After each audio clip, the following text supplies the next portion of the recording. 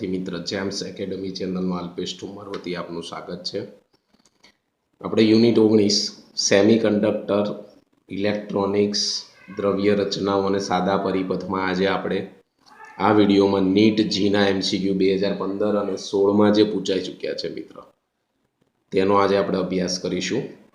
તો શરૂઆત કરીશું 2016 થી। સી ट्रांजिस्टर एम्प्लीफायर में 2 किलो ओमेगाना कलेक्टर अवरोधनी आसपासनो ऑडियो सिग्नल वोल्टेज 4 वोल्ट है। एटले के कलेक्टर आरसी बराबर 2 किलो ओमेगा, किलो ने आपणे सादा में फेरवीशुं एटले 2000 वोल्ट थशे। ऑडियो सिग्नल एटले वीओ आउटपुट सिग्नल कहेवाय ने 4 वोल्ट। जो ट्रांजिस्टरनो प्रवाह गेन सीई माटे आपणे प्रवाह गेननुं बीटा नाम आपीए छीए। बीजी रीते लखवुं होय तो एआई पण लखाय छे। आ प्रवाह गेन ने बीजी कई रीते कहेवाय तो एआई प्रवाह गेन 100 आपेलो छे। बेज अवरोध बेज बी बी बेज एटले बी अने अवरोध एटले आरबी 1 किलो, किलो ने सादामां फेरवीशुं एटले 1000 ओमेगा। इनपुट सिग्नल जे दाखल थतो होय शोधवानुं छे वीआई, वीओ तो आपेलो छे मित्र। चालो तो पहला तो आपणे वोल्टेज गेननुं सूत्र वापरीशुं के वोल्टेज गेन बराबर शुं थाय। तो वोल्टेज गेन ए वोल्टेज गेन कीधुं छे तो एने आपणे आम जोवा जईए तो एवी तरीके ओळखाय छे। जेम अहींया प्रवाह गेन ने एआई कहीए एम अहींया वोल्टेज गेन ने एवी कहेवाय। एवी बराबर आपणी पासे एक सूत्र छे beta into RC upon RB. कयुं सूत्र छे मित्र आपणी पासे? तो beta into RC upon RB. चलो किंमतो मूकी दईशुं आमां। तो बीटा केटलो आपणे आपेलो छे तो कि भाई 100। आरसी केटलो आप्यो छे तो कि भाई 2000। आरबी केटलो आप्यो छे तो कि भाई 1000।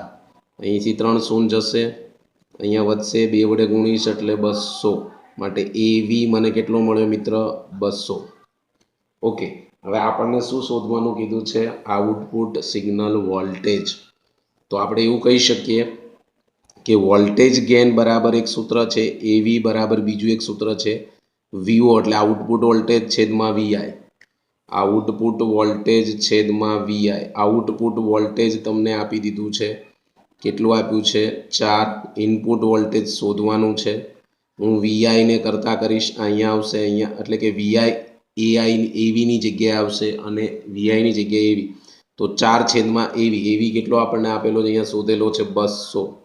200 शोधेलो छे मित्र। तो आने छेद उडाडशो एटले तमे अहींया उडाडशो 2 दूने 4 एटले छेद में 100 वध्या तो 2 गुणिया 10⁻2। पण कां तो आने मिली में के माइक्रोम लावो तो 10 वडे गुणीश अने 10 वडे डिवाइड करीश एक हाथ उपर जशे एटले -3 वोल्टेज। -3 काढी नाखीश एटले 10 मिली वोल्टेज। एटले आपणो जवाब शुं आव्यो मित्र? 10 मिली वोल्टेज। चलो बीजो एक 2016 में पूछाई चूक्यो छे जुलाई।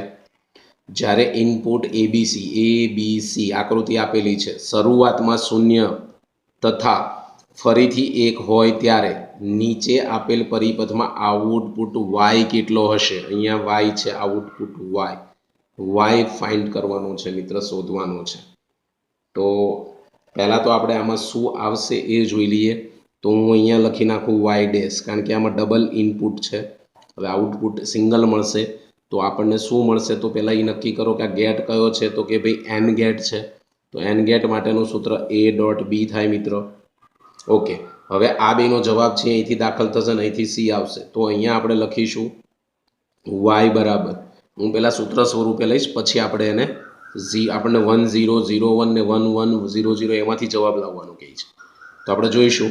તો પહેલા તો આ y ડેશ આવશે, પાછો આ કયો છે? પાછો n गेट હોવાથી c એની જોડે શું થશે? ઓપરેટર પ્લસ c અને આગળ આ राउंड आपेलू एनो मीनिंग के एनो बार करवानो छे એટલે एन गेट कहेवाय। आ कयो गेट कहेवाय मित्र? AND gate. आ कयो गेट छे तो कि भाई एन गेट।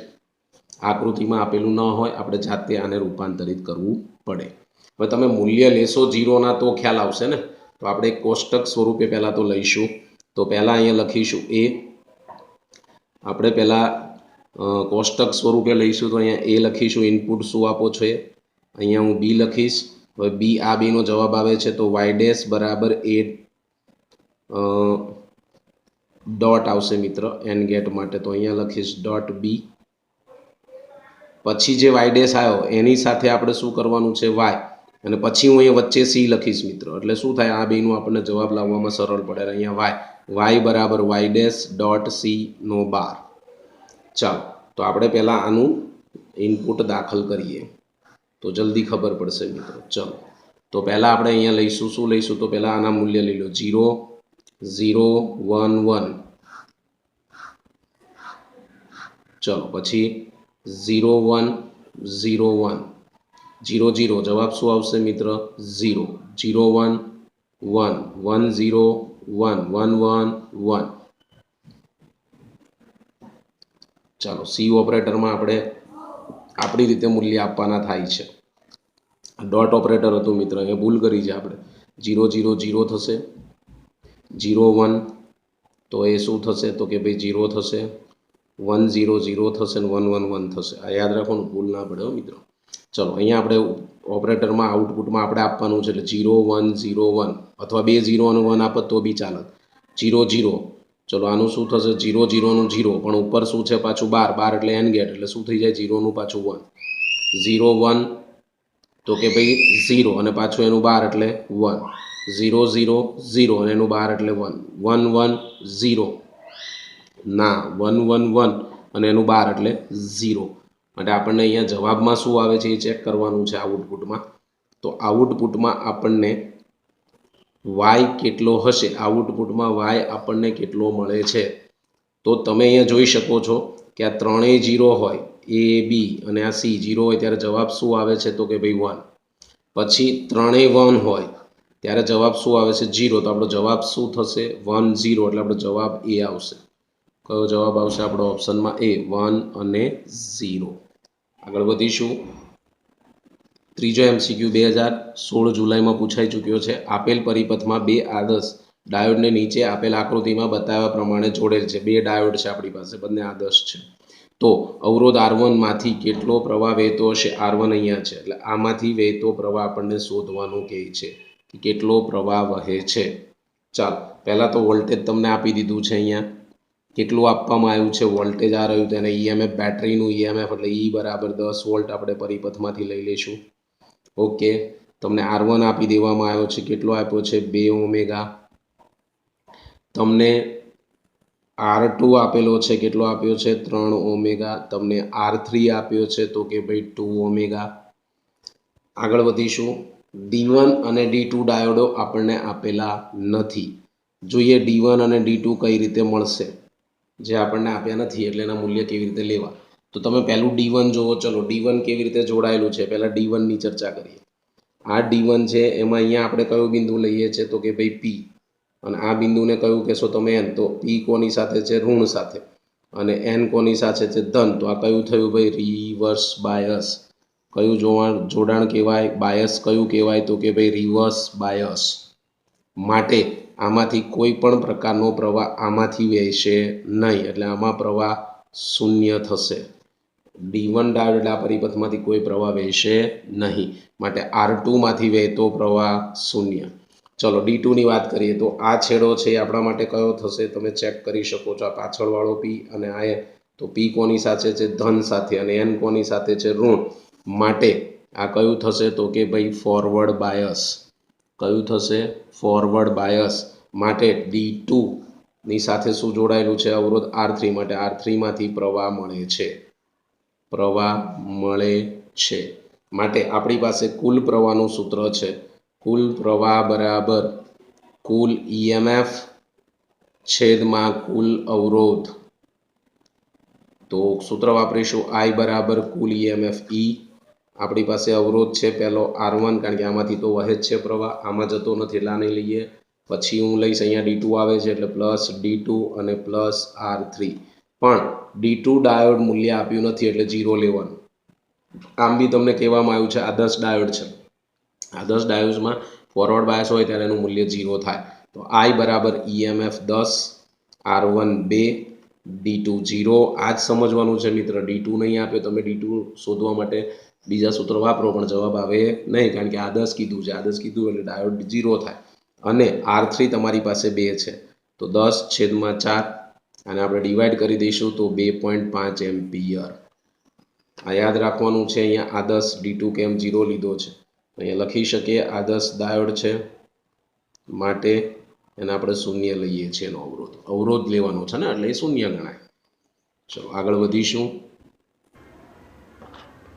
ચાલો આગળના MCQમાં શું કહે છે? આદર્શ જંકશન ડાયોડ માટે નીચે આપેલ પરિપથમાં AB માંથી પસાર થતો પ્રવાહ શોધો. આ A બિંદુ આ B બિંદુમાંથી પસાર થતો પ્રવાહ શોધવાનું કહે છે. હવે તમારે અહીંથી પ્રવાહ તો આ વોલ્ટેજ કહેવાય. તો VA પાસે કેટલો વોલ્ટેજ મળે છે? તો કે ભાઈ 4. VB પાસે અહીંયા કેટલો મળે છે? તો કે ભાઈ -6 વોલ્ટેજ. કેટલો મળે છે? -6.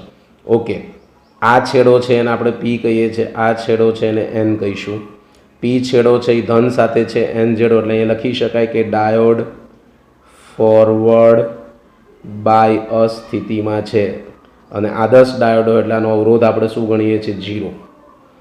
અહીંયા આપ્યો છે એ અવરોધ આપ્યો છે. તો આપણે અવરોધની વાત કરીએ તો R બરાબર 1 કિલો ઓમેગા. કિલોને ફેરવીશ એટલે આવું કહી શકાય કે 1000 ઓમેગા. ઓકે, હવે તો કે ભાઈ આમાંથી વહેતો આપણે શું શોધવાનું કહે છે? પ્રવાહ, પસાર થતો પ્રવાહ. ઓકે, તો કિર્ચોફનો નિયમ છે એ પ્રમાણે વાપરીએ તો અહીંયા શું મળે? તો A થી Bની દિશા માટે અહીંયા આપણને મળશે VA. અહીંથી આપણે આગળ વધીશું એટલે આનું તો આપણે 0 લઈએ છીએ. આનું તો આમાંથી વહેતો પ્રવાહ ધારો કે I છે, તો શું થશે? અહીંયા શું લઈશું? -IR પ્રવાહની દિશા. અને સામે શું મળે? તો કે ભાઈ VB. એટલે અહીંયા કહેવાય કિર્ચોફનો ત્રીજા ચેપ્ટર અનુસાર કિર્ચોફનો બીજો નિયમ વાપરતા શું વાપરીશું? કિર્ચોફનો બીજો નિયમ. ચાલો કિંમતો મૂકી દઈએ. VA કેટલો છે? 4. આ માઇનસ છે. IM જે તમને અવરોધ આપ્યો છે એ 1000 અને સામે -6. આ માઇનસ સામે જશે મિત્રો એટલે શું થઈ જશે? પ્લસ. અને આ માઇનસ આ બાજુ આવશે, 6 આ બાજુ આવે એટલે પ્લસ થઈ જાય. પેલું આમ જશે તો પણ પ્લસ, એટલે 1000. સરવાળો કરી નાખીશું એટલે 10 બરાબર I 1000. 100 ઉડી જશે તો I બરાબર તમને શું મળશે? 1/100. 100ને આપણે ઉપર લઈ જઈએ એટલે 10⁻2 એમ્પિયર. આ રીતે લખવું હોય તો આ રીતે લખાય. મિલીમાં લખવું હોય, જવાબ આપણને આપી દીધો છે મિત્ર, આવી જાય છે એટલે કોઈ જરૂરિયાત નથી. પણ તમને મિલીમાં આપે તો 10 વડે ગુણીશ, 10 વડે ડિવાઈડ કરીશ, ઉપર જશે એટલે 10⁻3 એટલે 10 મિલી એમ્પિયર. આવો પણ જવાબ આપી શકે, તો ગભરાવાની જરૂર નથી. ચાલો 2016 AIPMT. પહેલાં નીટની બદલે AIPMT લેવા દીધી મિત્રો. આપેલ એમ્પ્લીફાયરમાં NPN ટ્રાન્ઝિસ્ટરને CE જોડાણ, CE એટલે કોમન એમીટર જોડાણ કરેલ છે. 800 ઓમેગાનો લોડ અવરોધ એટલે મેં લઈ લીધું RL બરાબર 800 ઓમેગા કલેક્ટર પરિપથમાં જોડેલ છે.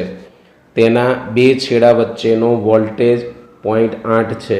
આપણને વોલ્ટેજ આપી દીધો છે. જો પ્રવાહ લબ્ધી એટલે એને પ્રવાહ ગેઇન પણ કહેવાય. એટલે પોઈન્ટ કેટલી આપી છે? બીટા. CE પરિપથ માટે આપણે બીટા લઈએ અને ઇતર AI પણ ધરાય. 0.96. ઇનપુટ અવરોધ 192 ઓમેગા RI. ઇનપુટ એટલે RI. એમ્પ્લીફાયરનો વોલ્ટેજ ગેઇનને આપણે શું કહીશું? AV. અને પાવર ગેઇનને AP. આ બંને ફાઇન્ડ કરવાના છે મિત્રો. તો તમને સૂત્ર આવડશે તો આ દાખલા ઝડપથી તમને આવડશે મિત્રો. તો વોલ્ટેજ ગેઇનનું સૂત્ર છે વોલ્ટેજ ગેઇન માટેનું સૂત્ર છે શું છે? તો કે ભાઈ AV બરાબર, આગળ પણ મેં લીધું છે, બીટા ગુણ્યા RL અપોન RI. બીટા કેટલો છે? તો કે ભાઈ 0.96. RL કેટલો છે? તો કે ભાઈ 800. RI કેટલો છે? તો કે ભાઈ 192. આની તમે ગણતરી કરશો એટલે 4 આવી જશે મિત્રો. છેદ ઉડાડશો એટલે કેટલા આવશે? 4. હવે સેકન્ડ આપણને શું શોધવાનું કીધું છે? જો 4 ઓપ્શન આવે છે 1, 2 અને 3માં, તો આપણે હજી શોધવો પડે બીજો. તો બીજા શોધવા માટે પાવર ગેઇન લઈશું. તો પાવર ગેઇનનું સૂત્ર AP બરાબર તમને ખબર છે AI.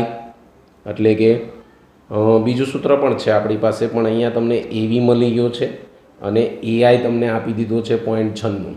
આપણી પાસે બીજું એ સૂત્ર છે આના આધારે, તો કે ભાઈ બીટા સ્ક્વેર ગુણાકારમાં RL ઇન્ટુ RI. તો AP બરાબર બીટા સ્ક્વેર એટલે 0.96નો સ્ક્વેર. 800 છેદમાં 192.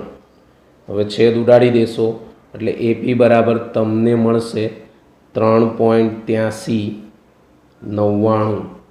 પોઈન્ટ ખસેડશો અહીંયા એટલે 3.84. આ મળી ગયો પાવર. તો કયો જવાબ આવે છે ચેક કરી શકો છો તમે. કયો આવે છે તો કે ભાઈ ડી. એટલે આપણો ઓપ્શન કયો અહીંયા જવાબમાં આવશે તો કે ભાઈ ડી જવાબ આવશે. ઓકે, આગળ વધીશું. દાખલા નંબર જોઈએ, MCQ નંબર 2016. આકૃતિમાં દર્શાવેલ પરિપથ માટે આઉટપુટ 1 મેળવવા માટે સાચું ઇનપુટ કયું હશે? અહીંયા આઉટપુટમાં તમારે આ બધા આઉટપુટમાં આપણે મેળવવા છે, સી છે, બી છે.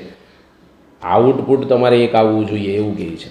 તો આમાંથી ABC તમે શું દાખલ કરો તો આઉટપુટ આવે. આગળ મેં તમને સમજાવ્યું એ પ્રમાણે પહેલાં તો આપણે પરિપથની ચર્ચા કરીશું મિત્રો. તો પરિપથની જો તમે ચર્ચા કરવા જાઓ તો અહીંયા એ અને બી, આ કયો ગેટ છે તમને ખબર હોવી જોઈએ. તો કે આ ગેટ ઓર ગેટ છે. તો અહીંયા લખી શકાય વાય ડેશ બરાબર એ. ઓપરેટર તમને ખબર છે એનું પ્લસ છે. આ જે જવાબ આવ્યો અહીંયા આવશે, માટે હું અહીંયા કહી શકું કે અહીંયા વાય લખીશ. તો એ વાય ડેશ તો આવશે જ, પ્લસ શું આવશે? પ્લસ આવશે. આ તો એન ગેટ છે મિત્રો. કયો ગેટ છે આ? N gate. એન ગેટ માટે ડોટ આવે અને અહીંયા જવાબ છે આનું આ સી દાખલ થાય છે. એટલે આ મને મળશે. શું મળશે તો કે ભાઈ આઉટપુટ. ચલો, આના આધારે આપણે હવે કોષ્ટક તૈયાર કરવાનો. તો એ પછી લઈશું બી, વાય ડેશ બરાબર એ પ્લસ બી. હવે આનો જે જવાબ આવ્યો આની સાથે જશે એટલે અહીંયા વચ્ચે સી લખીશું. પછી વાય બરાબર એ પ્લસ બી, જે આપણને વાય ડેશ મળ્યો છે તે, અને ઇન્ટુ તો ન કહેવાય, ડોટ કહેવાય, પ્રોડક્ટ. એનો ડોટ તરીકે આપણે લઈએ છીએ એટલા માટે. ચાલો સમજીશું આમાં કયા કયા આપણે દાખલ કરવાના છે તે.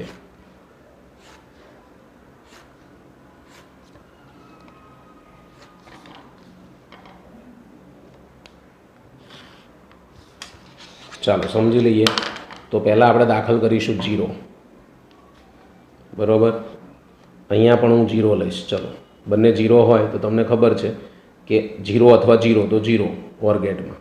પછી અહીંયા હું સી પણ 0 દાખલ કરું તો આ બંનેનું હવે કરવા જઈએ 0 અને 0 તો જવાબ 0 જ આવે. આપણે તો શું લાવવાનો? ઇનપુટ 1. એટલે આ જવાબ આપણો છે નહીં.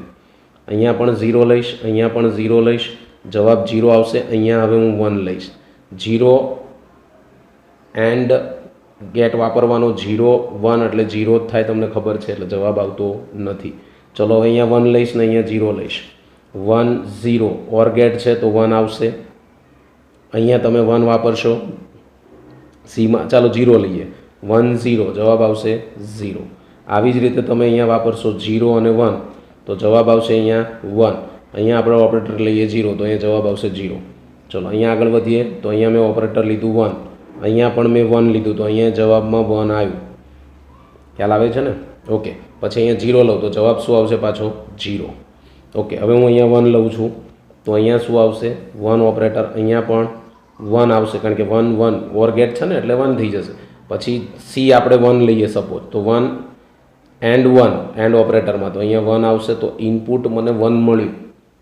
તો જવાબમાં તમે શું લખી શકો કે બધા 1 હોય તો જુઓ તો બધા 1 હોય એવું તો કોઈ ઓપરેટર છે નહીં. એટલે જે આગળ આપણે વિચારણા કરવાની રહી.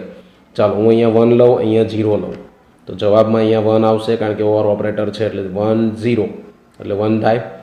એની બાજુમાં પાછું 1 લઉં કારણ કે આ જ ઓપ્શન તમે અહીંયા લીધો છે પણ અહીંયા તમે 0 લીધો તો અહીંયા આપણે હવે શું લઈશું? 1.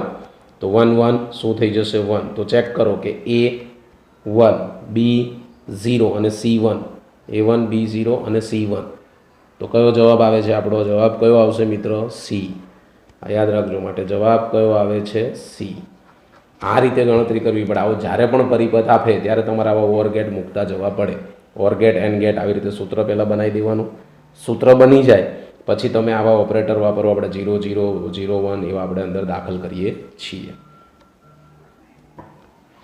આકૃતિમાં દર્શાવ્યા અનુસાર એક ડાયોડ ડીને બાહ્ય અવરોધ આર બરાબર 100 ઓમેગા અને 3.5 વોલ્ટના EMF વાળી બેટરી સાથે જોડેલો છે. જો ડાયોડની આસપાસ 0.5 વોલ્ટનું બેરિયર પોટેન્શિયલ ઉદ્ભવતું હોય તો પરિપથમાં વહેતો પ્રવાહ ખાલી જગ્યા. અહીંયા પરિપથ આપ્યો છે. જો આ વોલ્ટેજ છે, કેટલું આપ્યું છે EMF તમને તો 3.5. પછી આ છેડો કયો કહેવાય આપણો ધન, આ છેડો કયો કહેવાય ઋણ, તો આનો P છેડો ધન સાથે અને N છેડો ઋણ સાથે, એટલે આ કયું આવે તો કે ભાઈ ફોરવર્ડ બાયસ. શું આવશે? Forward bias.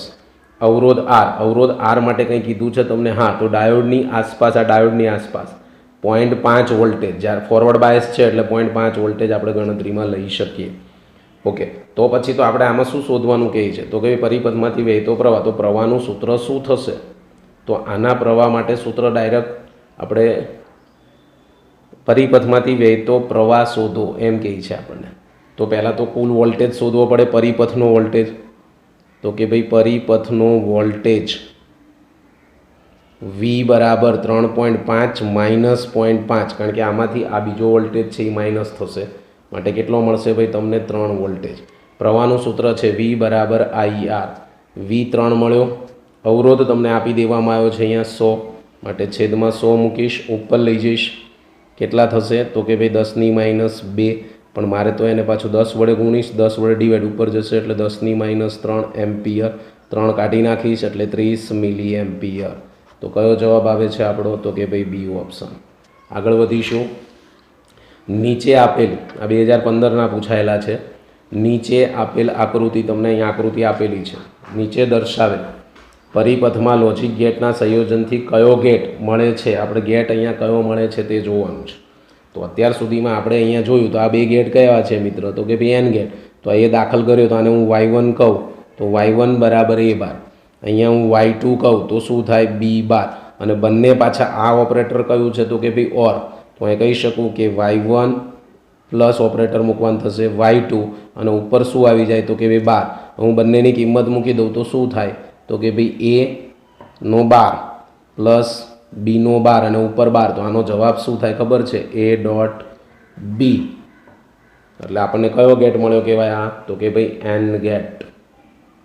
આ યાદ રાખજો મિત્ર, આ કોનું ઓપ્શન આવ્યું? N gate. આ યાદ રાખજો કે A બાર પ્લસ B બારનો બાર એટલે શું થાય? ડોટ થઈ જાય. આ પ્રોસેસ છે આખી લાંબી, પણ આપણે એને એમને સમજી લીધી. અત્યારે આગળ વધીશું.